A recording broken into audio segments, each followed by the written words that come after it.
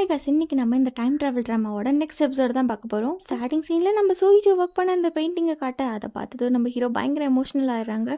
இதுக்கப்புறம் நீ இப்படிலாம் பண்ணாத, நான் உனக்கு எல்லா இடத்துலையும் தேன தெரியுமா அப்படின்னு சொல்லி ரொம்ப ஃபீல் பண்ணேன். அடுத்த சீனில் ஒரு புது கேரக்டரை இன்ட்ரடியூஸ் பண்ணுறாங்க.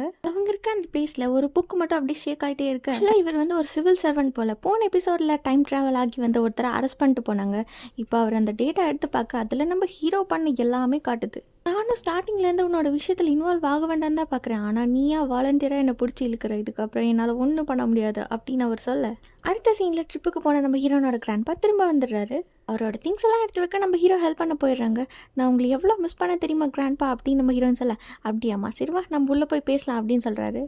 கண்டிப்பாக பேசலாம், அதுவும் அவரும் வந்துட்டுமே, நம்ம கொஞ்சம் வெயிட் பண்ணலாம் அப்படின்னு சொல்கிறாங்க. ஏன் நீ போய் ஹெல்ப் பண்ணலாம்ல அப்படின்னு அவர் கேட்க, இப்போ நம்ம சூயிஜோட காலை பார்க்குறாங்க. அவங்களும் அந்த காலை மறைச்சி வைக்க என்னென்னமோ பண்ணிட்டு இருக்காங்க. ஆனால் ஒரு வழியை கண்டுபிடிச்சிடறாங்க, அவங்க காலில் அடிபட்டிருக்கு அப்படின்னு சொல்லிட்டு. அடுத்த சீன்லேயே நம்ம கிராண்ட்பா கூப்பிட்டு வச்சு பயங்கரமாக அட்வைஸ் பண்ண ஆரம்பிச்சிடறாரு. ஒரு வண்டி மேலே இடிக்கிற அளவுக்கா நீ கேர்லெஸ்ஸாக இருப்ப, நீ டாக்டர், மற்றவங்களுக்கு நீ தான் ஹெல்ப் பண்ணும், நீயே பேஷண்ட் ஆகி படுத்துக்கிட்டா மற்றவங்களுக்கு ஏன் ட்ரீட்மெண்ட் பாப்பா, ஏதோ தெரியாமல் ஆக்சிடென்ட் நடந்துருச்சு, அதை விடுங்களே அப்படின்னு நம்ம ஹீரோன்னு சொல்ல, சீனில் இன்னொரு பர்சன் நம்ம ஹீரோட சொல்கிறாங்க, ப்ரொஃபஸர் அவங்க பேத்தியை நினச்சி ரொம்ப ஃபீல் பண்ணுறாங்க, ஆனால் அந்த பொண்ணை பார்த்துக்க தான் நான் இருக்கேன்ல அப்படின்னு அவங்க சொல்ல, நீங்கள் ப்ரொஃபஸரை வேணால் நல்லா பார்த்துருந்துருக்கலாம், ஆனால் உங்களால் சூயிஜுவெல்லாம் பார்த்துக்க முடியாது, அவளை ஹேண்டில் பண்ணுறதுக்கு ஒரு தனி பொறுமை வேணும் அப்படின்னு நம்ம ஹீரோ சொல்ல, அடுத்த சீன்லேயே நம்ம ஹீரோனுக்காக ஆப்பிள்ஸ் எல்லாம் கட் பண்ணி கொடுக்க, நீ கொஞ்சம் எனக்காக ஸ்டடி ரூமில் வெயிட் பண்ணுறியாப்பா, நம்ம ரெண்டு பேரும் கொஞ்சம் பேசலாம் அப்படின்னு சொல்லி கிராண்ட்பா கூப்பிட்டு போயிடுறாரு. அப்புறம் அவர் சொல்கிறாரு, எனக்கு இந்த மாதிரி உடம்பு சரியில்லைங்கிறது நீ சூயிஜு கிட்ட சொல்ல தானே அப்படின்னு கேட்க, ஆமாம் சார், நான் எதுவும் இப்போ அவகிட்ட சொல்லலை, நான் சொல்கிற வரைக்கும் நீ அவகிட்ட எதுவும் சொல்ல வேண்டாம், எனக்கு எப்போ ஃப்ரீ டைம் இருக்கோ அப்போ நம்ம எனக்கு சர்ஜரி பண்ணிக்கலாம், நேராக வரும்போது நானே அவகிட்ட சொல்லிடுறேன் அப்படின்னு அவர் சொல்லிட்டு இருக்காங்க.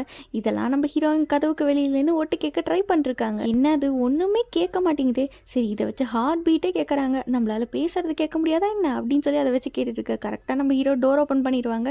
அப்படியே நம்ம ஹீரோன் அவங்க மேலே விழுந்துடுறாங்க. அப்படியே நம்ம கிராண்ட்பா முறைச்சி பார்த்துட்டு இருக்க, அது இந்த உட்டன் டோரெல்லாம் மரத்தை வச்சு தானே செய்கிறாங்க, இதுக்கு முன்னாடி மரத்துக்கு உயிர் இருந்திருக்கும்ல, ஸோ இப்போ அதோட கண்டிஷன் எப்படி இருக்குன்னு நான் செக் பண்ணிட்டு இருக்கேன் அப்படின்னு சொல்லி நம்ம ஹீரோயின் என்னென்னமோ சமாளிச்சுட்டு நடந்து போக பார்த்தா, நீ டாக்டர் மாதிரி தெரியல, உனக்கு தான் இன்னொரு டாக்டர் வேணும் போல அப்படின்னு இருக்கு. அடுத்த சீனில் எல்லாரும் அந்த பிளான்ட்டை பற்றி ரிசர்ச் பண்ணிட்டு இருக்காங்க. பரவாயில்ல, இந்த பிளான்ட்டோட க்ரோத் நல்லா இருக்குது, இன்னும் நம்ம நிறைய சீட்ஸை வச்சு வேறு அட்மாஸ்பியரில் ட்ரை பண்ணி பார்க்கணும் அப்படின்னு சொல்லி அவரோட டீமுக்கு பயங்கரமாக இன்ஸ்ட்ரக்ஷன் கொடுத்துட்ருக்க.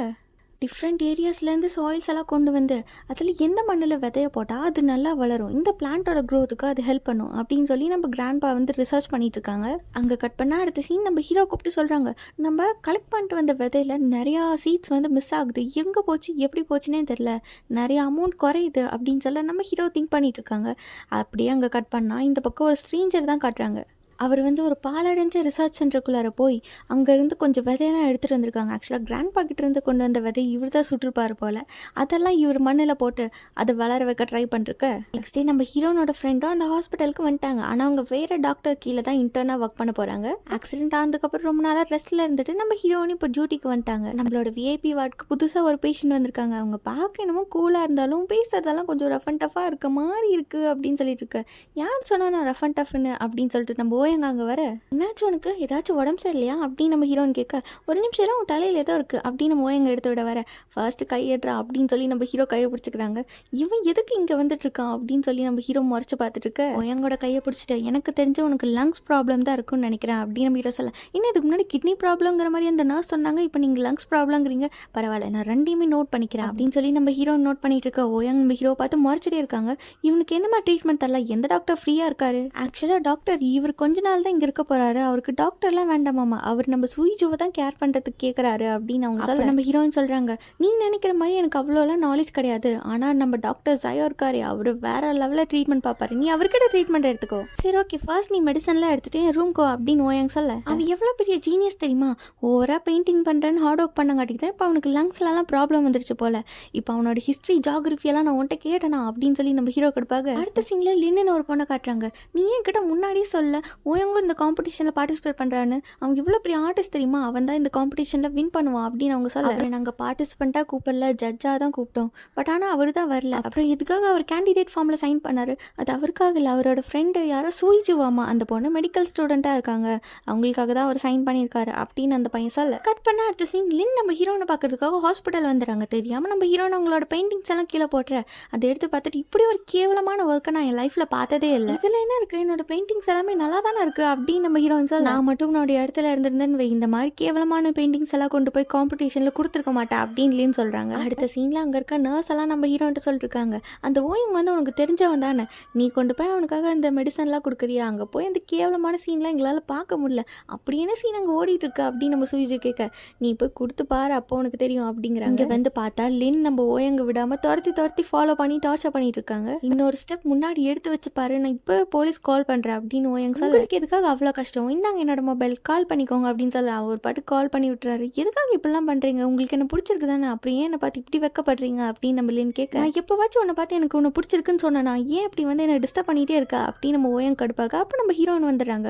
உன்னோட மெடிசன் வந்துருச்சு அப்படின்னு சொல்லி கொண்டு வர, அப்படின்னா நீ உங்கள் டாக்டர் தானா, சரி என் கையில் அடிபட்டிருக்கு கொஞ்சம் என்னன்னு பாரு அப்படின்னு சொல்கிறாங்க. நம்ம ஹீரோன்னு பார்த்துட்டு இருக்க, அப்போ அந்த மெடிசனை நம்ம ஹீரோயின் கையில் தட்டி விட்டுறாங்க.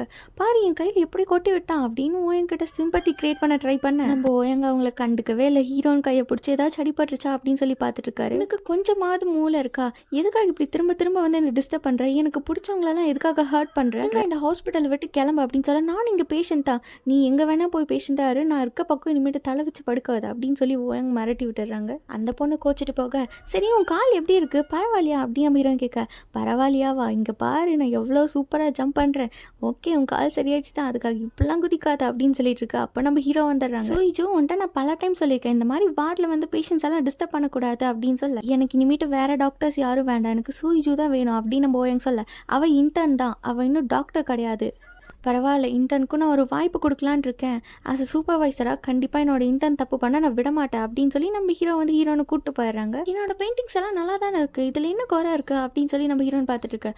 ஒரு குறையும் இல்லை, சூப்பராக இருக்கும் பெயிண்டிங்ஸ் எல்லாம் அப்படின்னு நம்ம ஓயங்க சொல்லிட்டு வராரு. எவ்வளோ பெரிய ஆர்டிஸ்ட் நீ, எனக்காக என்னோட பெயிண்டிங்ஸில் கொஞ்சம் ஆல்ட்ரேஷன்லாம் பண்ணி இன்னும் சூப்பராக்க முடியுமா அப்படின்னு கேட்க, ஆல்ரெடி நீ ஒரு கிரேட் ஆர்டிஸ்ட் ஆகிட்ட, இதுக்கப்புறம் அதில் எந்த சேஞ்சஸும் பண்ண வேண்டாம் அப்படின்னு சொல்லிட்டு நம்ம ஹீரோனுக்கு பிடிச்ச மாதிரி ஸ்நாக்ஸ் எல்லாம் வாங்கிட்டு வந்து கொடுக்குறாங்க. ஆல்மோஸ்ட் நான் எல்லா ஒர்க்கும் முடிச்சிட்டேன் அப்படின்னு சொல்லி எல்லாத்தையும் எடுத்து நம்ம ஓயங்கிட்ட காட்டிட்டு இருக்க, அப்போ நம்ம ஹீரோ வந்துடுறாங்க. ஒரு இன்டர்ன் படிக்கிறப்போவோ இல்லை ஒர்க் பண்ணுறப்போ நீங்கள் எந்த டிஸ்டர்பும் பண்ணக்கூடாது, அதுக்கு உங்களுக்கு எந்த ரைட்ஸும் இல்லை அப்படின்னு நம்ம ஹீரோ சொல்ல, என்ன சார் உங்கள் இன்டர்னுக்கு லஞ்ச் டைம் கூட கிடையாதா, அப்போ கூட விடாமல் பின்னாடியே ஃபாலோ பண்ணிட்டு வரீங்க அப்படின்னு நம்ம ஓயங்க கேட்க, ஓ இந்த ஸ்நாக்ஸ் தான் நீங்கள் ப்ரிப்பேர் பண்ணிட்டு வந்த லஞ்சா அப்படின்னு சொல்லி நம்ம ஹீரோ கேட்க, இரு நீ இந்த கேன்டீன்லலாம் சாப்பாடு சூப்பராகும்னு சொன்னல, நான் போய் வாங்கிட்டு வரேன், நம்ம 2 பேர் ஜாலியாக சாப்பிட்லாம் அப்படின்னு சொல்லிட்டு ஓயங்க அங்கேருந்து போயிடுறாங்க.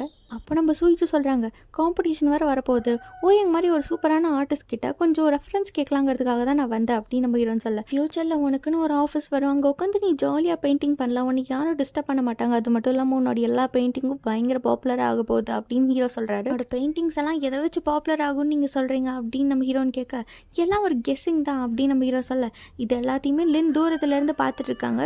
இதோட இந்த எபிசோட் முடியுது. நெக்ஸ்ட் எபிசோட் நம்ம நாளைக்கு பார்க்கலாம். லைக் பட்டனை போடுடா, உன் கருத்தை கமெண்ட்ல சேருடா, இந்த வீடியோ பிடிச்சிருந்தா மறக்காம சப்ஸ்கிரைப் பண்ணுங்க மக்களே.